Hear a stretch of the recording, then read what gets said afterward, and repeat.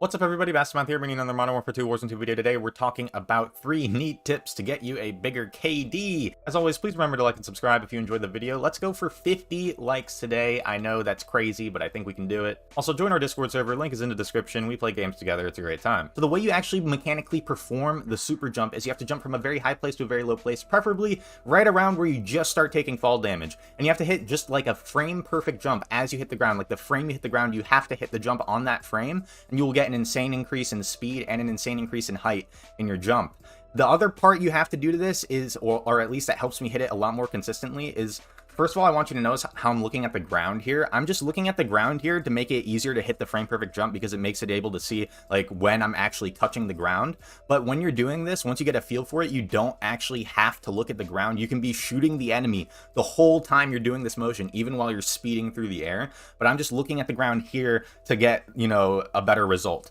And also you'll notice I'm positioning my body sideways. I don't know exactly why this is, but for some reason I hit it like 50% more if I'm positioned my body sideways and I hit the ground sideways as opposed to forward or backwards. And so you see I hit the ground, and as soon as I hit the ground I jump, and that doesn't seem so significant, but let's see it from the enemy's perspective here. So you're about to see me get killed at the end of this, and you'll see in the kill cam, this was actually the perfect time for this guy to kill me, the insanity of this tactic. So look at that. Look at that. All right, we're gonna move it back a little bit. Just take a look at this.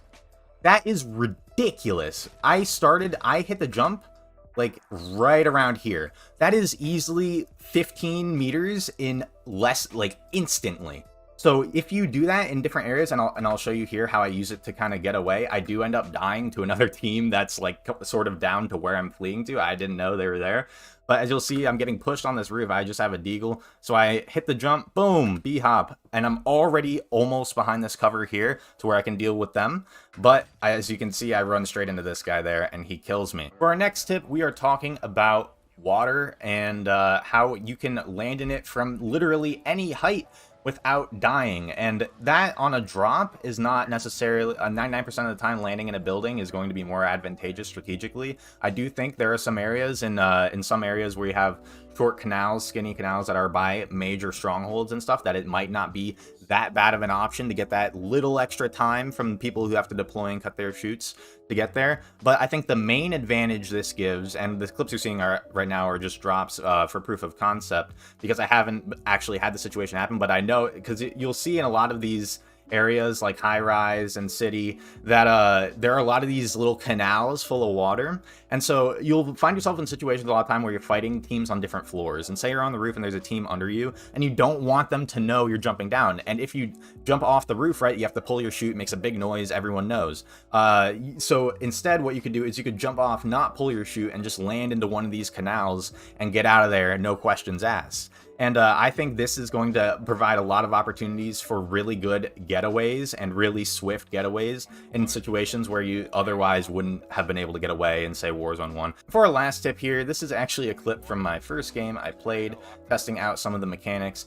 But I noticed a lot in Warzone 1, and this is a tip that actually applies to Warzone 1 too, but nobody, to me, from what I saw, extremely underutilized tactic is using the ladders off of buildings, not to just get to where the ladder takes you, but to put yourself in a position to where you can jump into a floor or into an area where the enemy won't expect you to be. So normally when you're pushing a building and you're taking a ladder, the enemy's like, oh, he's going up to the roof, right? But instead, as you'll see here, you go up to the ladder and then you look towards where you want to jump, and then jump laterally. Don't jump backwards off the ladder. I see a lot of people make that mistake. Don't jump backwards off the ladder. Jump strictly laterally to the right or left, whatever direction you're going, and be slightly above the target, because you don't have the same vertical when you're jumping off the ladder than you do when you're jumping on the ground.